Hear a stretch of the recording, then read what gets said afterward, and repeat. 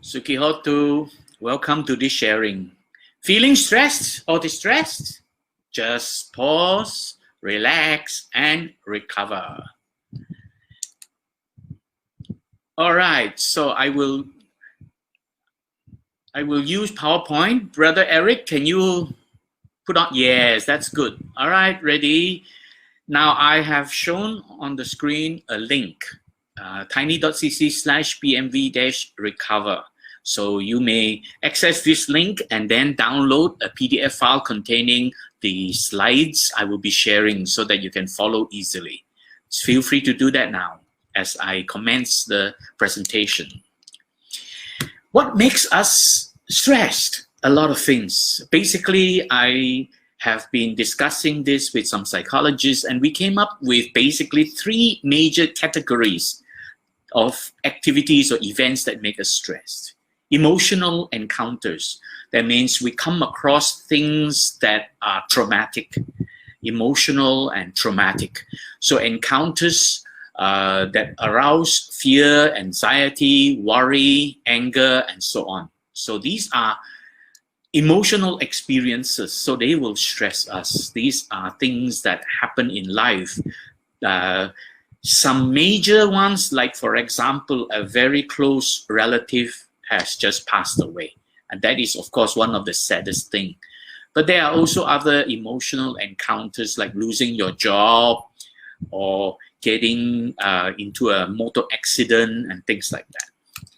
The second category are adversities. That means troubles, problems, obstacles, things that prevent you from getting things done, things that obstruct you. So they are troubles that cause you to fail in whatever you try to do. So this, you could say, this is a kind of failure in life of some sort. It may even be small things. So even small things can lead to being very stressed. The third category are uncertainties, things that are unpredictable, that lead to confusion, perplexity, indecisiveness, and various types of conditions where you're confused and you are unable to make a decision how to move forward and stuff like that. And this is also causing a lot of stress. So it also includes boredom. And I think every one of us has gone through that severely in the past few months. Because of the coronavirus pandemic, we were all quarantined at home, and many of us were feeling bored, frustrated, and so on. So these are the three major categories. Of course, there are small little things elsewhere, but these are the three major things that's happening throughout life. So what does stress do to us? Stress actually triggers some brain reaction. There is a part of the brain called the amygdala, where it is very sensitive to sensing perceptions, threatening perceptions of threat and conflict. When it senses any perception of threat and conflict, it triggers a chain reaction releasing hormones throughout the body. And these hormones will flood through the body, causing various chain reactions in the body. And the two most powerful type of stress hormones are cortisol and adrenaline, and also other hormones. What they do is they cause your blood pressure to rise, they make your heart beat faster, they make you breathe deeper, and it causes your facial expression to be distorted, and hair standing on end, muscles all tensed up, and so on. So a whole lot of chain reaction, even including increasing blood sugar in your body, and that is very harmful to your body. So all these are really physical disturbances, and that's what stress is. And the common reference to stress is fight or flight reaction. So it causes the whole body to go into this physical tension, discomfort. So I define stress basically as this physical part, physiological part. The problem is that when the body is stressed, when we experience these tensions in the body, discomfort in the body, it begins to disturb the mind.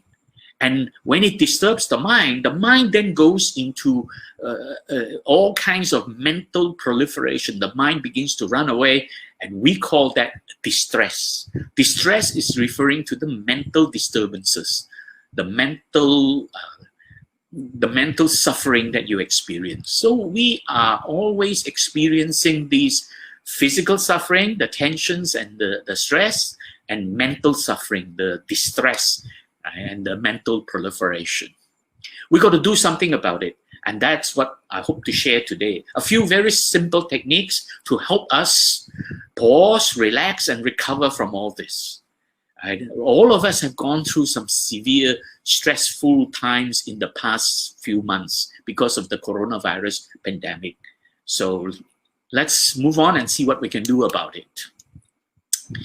There are also other things happening around us, leading to all kinds of stress and distress conditions. I call these the inevitable realities of modern life. This is really happening to every single one of us, day in and day out. A lot of things happening around us, causing us to have to be distracted. We have to pay attention because they stimulate and bombard our sense organs. So we see, hear, smell, taste, and touch, and a lot of things are happening, right? So there is no physical peace. This is all physical disturbances happening around us. You drive on the highway, you experience traffic jam, people honking around and all these things. So this is bombarding our sense organs. Another thing is that things keep changing. Everything is impermanent, anicca. Nothing remains unchanged. So there's a lot of uncertainties and insecurities in life. And that again triggers this fight or flight reaction, the stress reaction in our body, leading to distress. And this is something very common. Our relatives, it could be our siblings, our children, our parents, whoever, or members of the family, or even neighbors, or others, they put their demands on us. Our bosses, right? They have demands and expectations placed upon us. So we really have to respond. And that is very tough. These are called pressures. And one of the things that a lot of people misunderstand about stress is they think that, the boss needing me to do a certain project in a very short time, the boss is stressing me. That is not accurate. Technically speaking, your boss cannot stress you. Your boss can only put pressure on you, demanding things to happen faster than you can cope. Stress is something that happens within your body, that the amygdala being triggered and activated and causes this biochemical chain reaction in your body. So stress is something that happens within your body. So it is something you cannot stop. People can put pressure on you, but this stress reaction happens right away and you cannot stop this.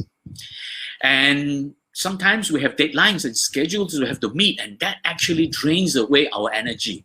When we try to cope with deadlines, we get very tired from it, right? And of course, we also have all kinds of challenges in life, obstacles and things going wrong and not according to plan, hindering us, blocking, obstructing us. So all these things are really producing this fight or flight reaction in the body.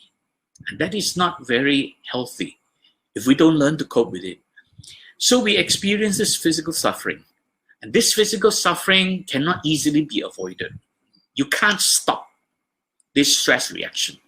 As soon as something happens out there, it triggers this chain reaction and the amygdala reacts, and then you will feel the reaction, tensions in the body. If you are, some people say, I can handle it. No, if you are a very good meditator and you learn how to let go what you see, hear, smell, taste, and touch, and you learn how to release all these pressures, then you have a good chance of reducing the amount of stress that arises from within. But not every one of us has attained that level of meditative progress. Most of us are nowhere near that. Most of us are easily stressed. So in other words, this physiological disturbance, we cannot easily stop. And they produce mental suffering. But mental suffering is the optional part. This physiological suffering is something that happens every now and then, but mental suffering is dependent on your state of mind, your attitude, okay? So when all these things happen, we perceive them as threats and conflicts. So when the mind begins to perceive anything as a threat or something that is a conflict, it triggers a chain reaction in the amygdala, and then the hormones are released and we feel all tensed, and then it disturbs our mind, mental proliferation takes place, and then the mind goes crazy. So this is really a chain reaction. We got to learn to do something about it. Now, the Buddha has warned us that this is a translation, a very excellent and precise translation from Bhante Punnaji, my teacher, the late Bhante Punnaji. He basically pointed out, emotions dominate the world. Emotions create distress. Distress is this mental suffering. Emotion is that one thing to which all are spellbound. Because Bhante Punnaji has very precisely and accurately discerned the word chitta to mean emotion, the word mano to mean thinking, because the Buddha used 3 words to describe the mind, and chitta is referring to this emotional part of the mind, and mano is referring to the thinking part of the mind. So when emotions are aroused, where stress will always arouse emotions, when emotions are aroused, then we are caught under its spell. It dominates, it controls us, and we will be feeling distressed, right? And distress is this mental suffering. If we don't do anything about it, if we allow it to go on, it is very risky. And this is also what the Buddha pointed out in this Dhammapada verse. He says, self-affliction of mental suffering. Whatever harm one enemy may do to another, or one hater to another, one's ill-directed emotion inflict upon oneself a greater harm. Which means if we don't learn how to tame our emotion, someone who doesn't like us may try to hurt us, but we hurt ourselves even more if we don't learn how to tame our emotions and we allow our emotions get out of control. So in other words, when stress arises, we better do something about it before distress arises, before emotional disturbance get out of control. Right? And when emotional disturbance gets out of control, it triggers a chain reaction of memory, imagination, and expectation. And then the mind begins to run wild. Memory is trying to think about things that have happened in the past, long gone. It's already long gone. Imagination is trying to create something that hasn't happened yet. Right? Both are not the reality of life. And expectations is trying to change things that are presently already there. So all 3 are not our reality.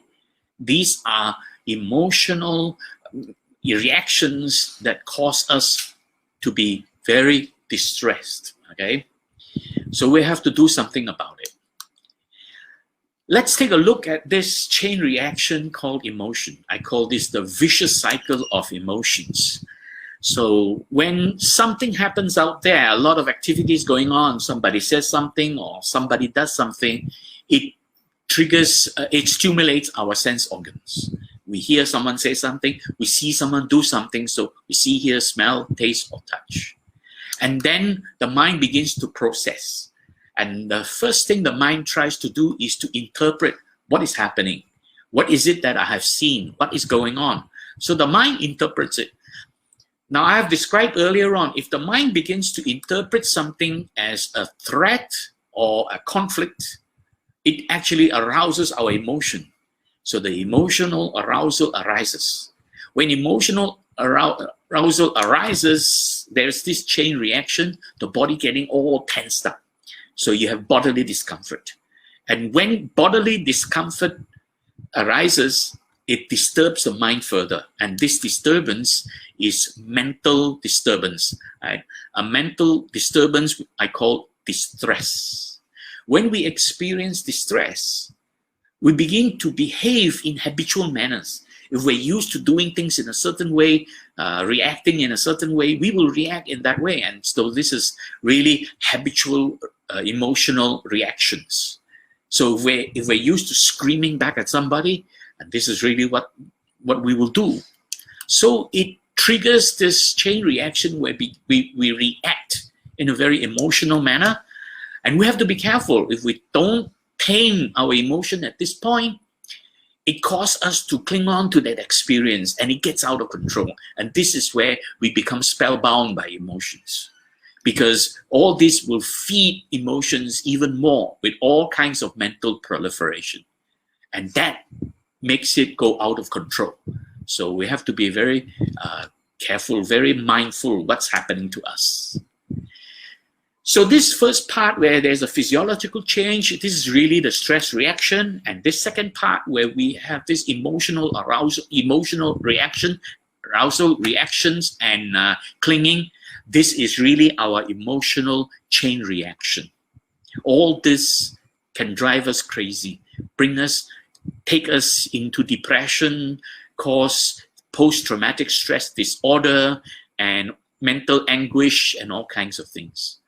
So we have to do something about it long before it gets to that point, because once it hits that point, it's very hard to control it by that time. You go into deep depression. A person who is in deep depression will have great difficulty trying to come out of it on his own. He will need a lot of external interventions to help. Psychologists have taught us many good things, which the Buddha has already taught, but I'll just name a few recent psychologists who have been helpful to teach us things. William James, a very famous psychologist from the past, he said, the greatest weapon against stress is our ability to choose one thought over another. Simply put, when we are feeling stress, if we learn how to choose good thoughts, positive thoughts, peaceful thoughts, it will reduce this stress reaction. So this is a very simple way of putting it. So let's take a look at what else other psychologists are saying. So this is another one by another psychiatrist. Many of you would have heard about him, Viktor Frankl, who wrote the book called Man's Search for Meaning. He was actually, during Second World War, he was in those Nazi concentration camp. He was a Jew, but he survived because of the way he was able to tame his emotional reaction and cultivate good attitude.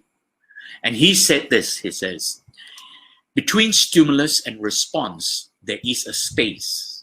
In that space lies our power to choose our response.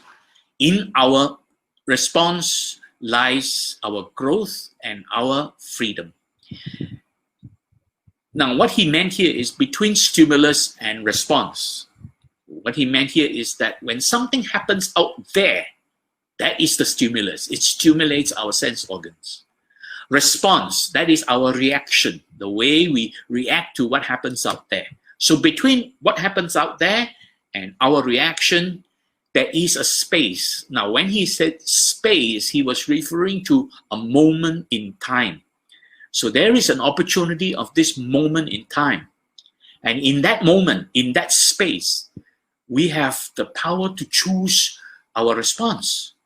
And it is our choice, what we choose, how to respond, that actually will determine whether we are happy and free from suffering, or we end up being trapped, dominated by emotions, and spellbound by emotions, and suffering to no end, you know. So we have this opportunity. Now I'm going to show you a simple technique how we can make use of this space, this opportunity to choose our thoughts. I call this the 3-step self-compassion. It has worked beautifully because I have used it myself.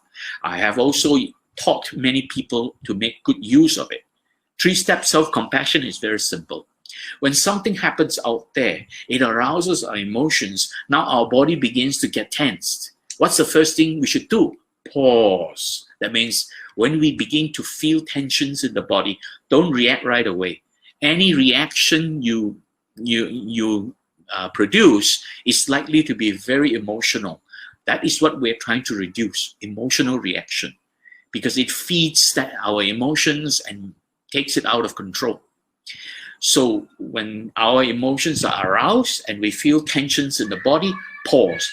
What does pause do? It allows time for our emotional excitement to subside. It allows time for our anxiety to calm down. And it allows the opportunity for these hormonal reactions in the body to subside and dissipate. Right? So this is really that space. We are creating that space and expanding that space that Viktor Frankl was talking about. And in order to make good use of it and make it more effective, this expanding this moment in time where we can choose, we practice some form of relaxation. The simplest is just to take a deep breath. That is the simplest. I think many of us have heard this old adage, oh, when you're getting excited or when you're getting emotional, just take a deep breath. That works. So pause, take a deep breath, and in fact, take a few deep breaths, because each time you breathe, you're actually allowing the body to calm down, all the excitement and the anxiety to calm down. And you're actually composing your mind ready to respond. So what does this taking a deep breath do? It relaxes the body. It consciously composes your mind in order to respond. And what kind of respond? Well, you got to think through what is happening. And think is an acronym. I'll come to that later. But think through what's happening. And when you think through what's happening, you rationalize and you reason out what is the right thing to do. Then you purposefully focus on wholesome and beneficial response to the problem. So this is a very simple 3-step self-compassion. It starts with realizing that your emotions are aroused. The first thing you do is pause. Don't react.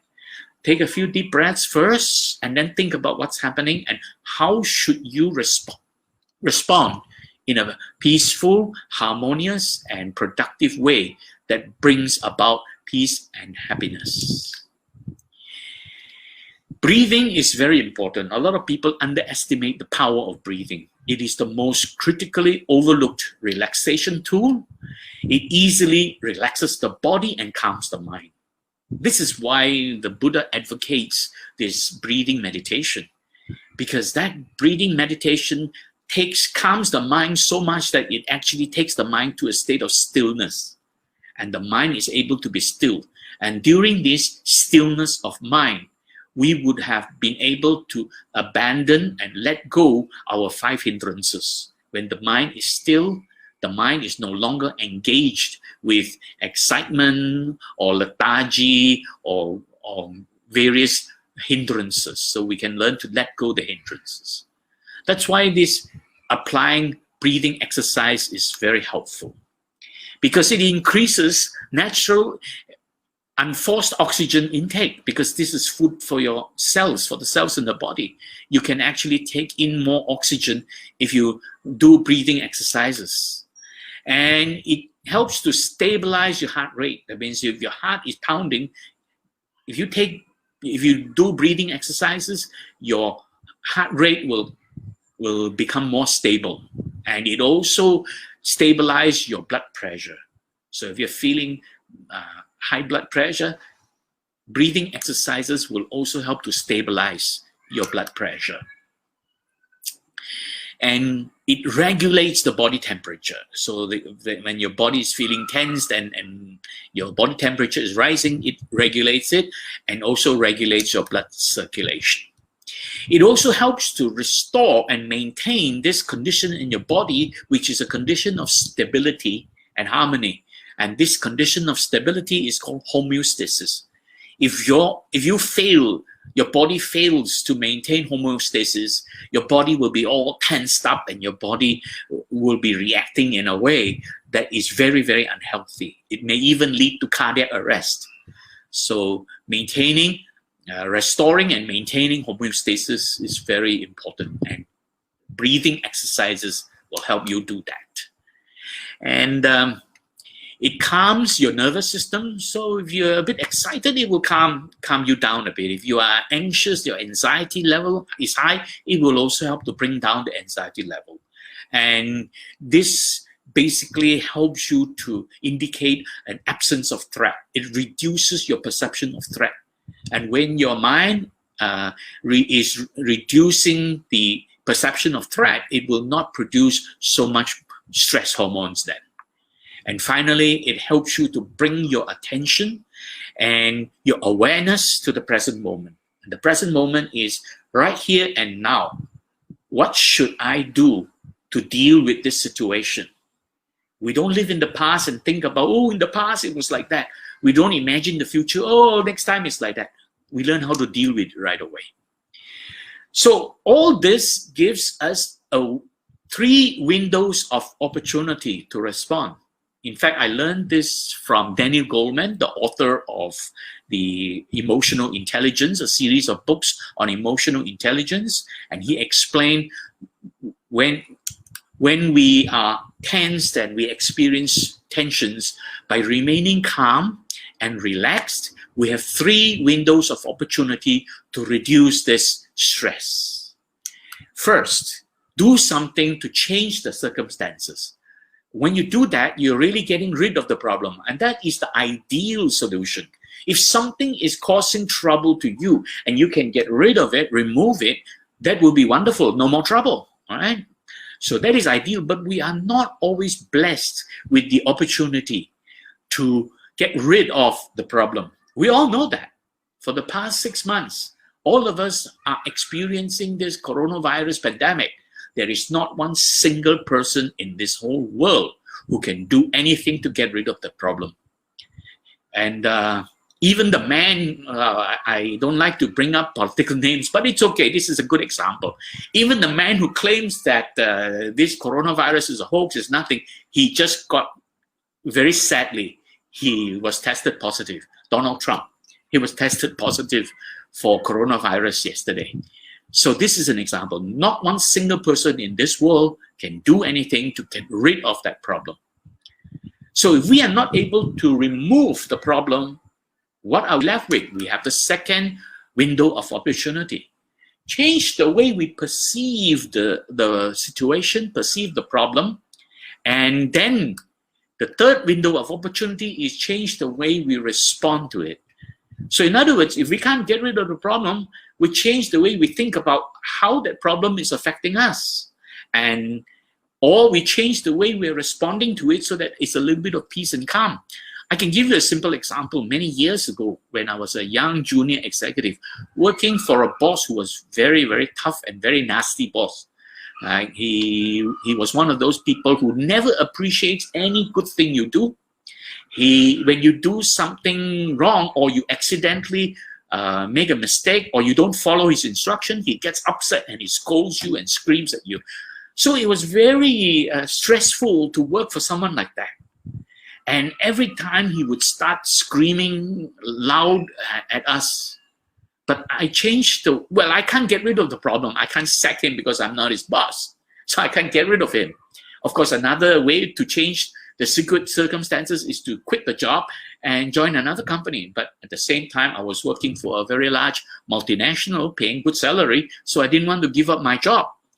So I could not do the first option.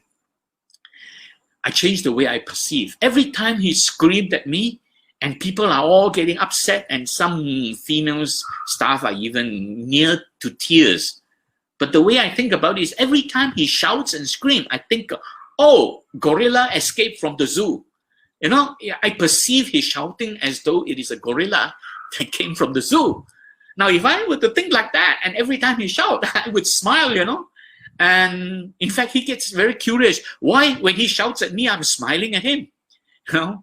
So this is an example. Change the way you perceive your circumstances. So I perceive his shouting as some gorilla that escaped from the zoo. And change the way you respond. So this is a very small little secret I think many of you know. When somebody is being tough to you, of course, unless that person is really unbearably nasty. But if he's a decent human being, even how tough he is, how angry he is, if your reaction to him, if your response to him is kindness, if you respond with kindness, people who get upset easily, when you respond with kindness, they have a tendency to calm down. So change the way you respond. So what happened is that when he started screaming and shouting, the moment he calmed down a little bit, we would say to him, hey boss, how about a cup of coffee? Would you like a cup of coffee? I'll make you one. And when you do this kind of thing, he starts to feel, oh, this is a nice guy, and maybe next time I shouldn't scream at him so much, you know. So this is how we can solve those problems. So there is another breathing exercise I would like to share with you that helps you, and I call this the L.S.D breathing. This will help you relax the body and calm the mind. This is really slowing down your breathing. And don't force it. In other words, consciously slow down by allowing. Do not exert effort to force it. Simply allow the breathing to slow down. L.S.D stands for long. So initially, you just let the breathing go on a bit longer. And as your breathing goes a bit longer, after some time, you begin to allow it to flow more smoothly and slowly. Just allow it to slow down further. And as it slows down further, gradually, you take in deeper in-breath and breathe out deeper. So you deepen your breathing in and breathing out. So L.S.D, long, slow, deep breathing. Okay. So how can that help? Let's go back to this vicious cycle of emotions. When things are happening out there, arousing our emotions because we perceive things as with the perception of threat and conflict, and the body is tense, now the mind is disturbed, and we go into an emotional state, and then we start to react very emotionally. What we should do is, when things happen like that, be very mindful that your body is the first thing that's going to warn you, right? So your body will start to change. So you can transform this vicious cycle of emotion into virtuous cycle of composure, because your body will warn you. So when your body is feeling all these tensions, you know, you have to be mindful, practice mindfulness. And mindfulness, one of the first things you do is to be aware of bodily reactions. Be aware of changes in the body. So bodily reactions are things like your heart rate is beating faster. So be aware, oh, my heart is beating faster. Be aware that your breathing is deepening. Oh, I'm breathing more deeper now. Something is happening. And be aware of other things, right? Like tensions in the body, muscle tensions, and your body temperature rising, right? So all these are signs to warn you that your body is now entering into a state of fight or flight reaction. And when you are aware of that, what can you do? Well, you practice pause, relax, and think. And with the relaxation, you can now change the way you perceive your circumstances. By changing the way you perceive your circumstances, like the way I described earlier on, if your boss is screaming at you, just think of him as a gorilla escaped from the zoo. And when you do that, you're no longer perceiving it as a threat or a conflict. You're no longer perceiving it as, oh, this boss is trying to hurt me. You know, the moment you think people are trying to hurt you, you are already thinking it's some kind of threat and conflict. But instead, you think of it, oh, a gorilla escaped from the zoo. It's so funny, you know. So you actually change it to a perception of peace and harmony. So change the way you perceive what's happening to you. And then your whole body will calm down very quickly. This is a small little trick, right? Then your emotions become more composed and your body become more relaxed, and you will feel bodily comfort. So when your emotions are composed, because you're no longer perceiving threat and conflict, you are now perceiving peace and harmony, your emotions will become very calm and your body will become more relaxed and comfortable. And with that, you're no longer reacting in a habitual emotional reaction. you are now able to provide purposeful, wholesome response to the problem by applying THINK, which is an acronym I'll come to in a moment. So when you apply THINK, think, and you are able to formulate a more purposeful, wholesome response, then you will be able to cultivate wellness, comfort, peace, and happiness in your life. It's really very simple practice. Pause, relax, and think. And there are many techniques for relaxation, which are breathing exercises. Right? Think is an acronym, THINK. Ask yourself, is this truthful? What you are going to say, what you're going to do, is it truthful? Is it really going to help? H for help. Will it be helpful to the situation? Will it help you recover from the problem? And I is improve. Will it improve the situation to help you adapt to it? So it's really about recovering and adapting to the problem. So think of something that is helpful. Think of something that can improve the situation. But very importantly, if it is not necessary, don't say it. Don't do it. Even it may be the truth. Like, some things may be the truth, but if it is not necessary, don't say it, Especially, let's say, if somebody is grossly overweight and you see that person, it's not kind to say to that person, wow, you're so fat. Wow, you're so overweight. This is not very kind. So that is the thing. And finally, everything you say or do it with kindness. Right? Is it a kind act or speech? So THINK is what you can apply in changing the way you perceive your circumstances and the way you respond to your circumstances. Of course, the ideal situation is to get rid of the problem by changing the circumstances, but not all of us have this opportunity. And as I pointed out, this coronavirus pandemic, this has been hitting so many people. So this is a very severe problem that has happened. I want to relate to you how I dealt with it when it started. I was actually in Philippines, overseas, in March, middle of March, when the lockdown started. And I caught the second last flight out of Manila to get back to Kuala Lumpur. And that was very tense. So when I got back, there was a lockdown in Kuala Lumpur also. So none of us was allowed to leave the house for the next 2 or 3 months during that period, from March until end of May or early June. So we can't change our circumstances. And here is another quote from Viktor Frankl. He says, when we are no longer able to change a situation, we are challenged to change ourselves. So the whole family was stuck at home. Well, my 2 daughters had been very busy with their career. They were working until quite late. And so they're living with us. So we had very little opportunity to spend time together. Only sometimes on weekend we could get together from time to time. But most of the time they were busy with their careers. During this lockdown, all of us had to stay at home. Nobody could go to office. So we were all at home, and the way I perceived the circumstances is it was a great opportunity to bond. We spent our time every day chatting, joking, cooking, sharing stuff, sharing jokes, sharing news, and then we even getting anxious together to watch coronavirus news during the early days. Right? So we were enjoying that bonding together.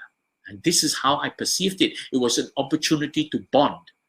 And the way I responded to it is we enjoyed the time together, cooking and sharing, right? So change the way you respond to the situation is that if now we have to leave the house to go somewhere, put on a face mask and make sure you wash your hands regularly. And if you are not able to wash your hands regularly, carry with you sanitizers. Very important. And finally, maintain social distancing and stay away from the crowds. This is really to change the way we respond to the situation. So it's very important that every one of us learn how to respond appropriately. Wearing mask, washing hands regularly, carrying sanitizers, maintaining social distancing, and staying away from the crowds. And Bhante Punnaji has explained that meditation is really a wonderful solution to help us cultivate consciousness.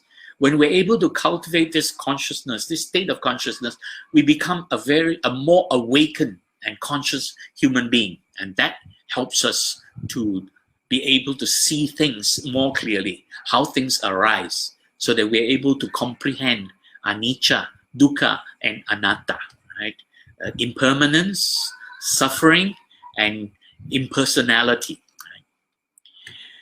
So one of the things a lot of people fail to do is they don't prepare when they want to meditate. And I'm sharing with you now a simple technique preparing for meditation. Right? There are 4 things we need to do in preparing for meditation. Because a lot of people go straight into meditation. You know, they sit there, they close their eyes, and then they're feeling, oh, I can't be relaxed. Why? I'm all tense. They didn't prepare. So the 4 things you need to do to prepare: firstly, posture. Sit comfortably in a soft posture, right? Centralize your sitting position, and then relax by releasing muscle tensions from various parts of your body. And then you begin to slow down your breathing. This is where L.S.D breathing comes in. Every time you want to meditate, if you want to do it successfully, it's very helpful for you to practice L.S.D breathing, slowing down your breathing before you begin the meditation. And when you're ready, then you can bring your attention inwards, introspection. And then only you begin your meditation. So these are simple techniques you can use to help you prepare for meditation. So these are some of the tips I am sharing. I hope has been helpful to you. So sit up straight. I'm going to show you a very simple technique how to straighten your back naturally without forcing. A lot of people say, sit up straight, and then they force their body to be straight, and then they get tensed, and then they can't meditate. I'll show you a simple technique, very simple. As long as you're seated properly and in a comfortable posture, the first thing you need to do, as you breathe in, you roll your shoulder forward 3 times. And then pause and breathe out. Now, as you breathe in, you roll your shoulder backward 3 times. Pause and then breathe out. And you repeat the first one again.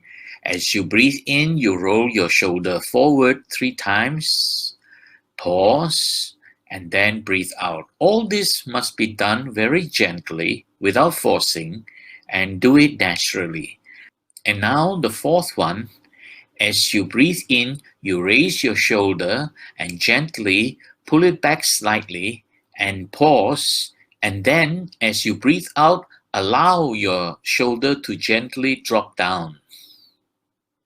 Notice that when you raise it, pull it back slightly and allow it to come down gently, your back is perfectly straight.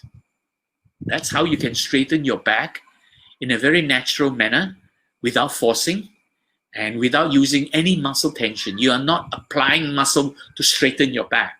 You are in fact doing the opposite. By all this rolling of your shoulder, you are relaxing the shoulder.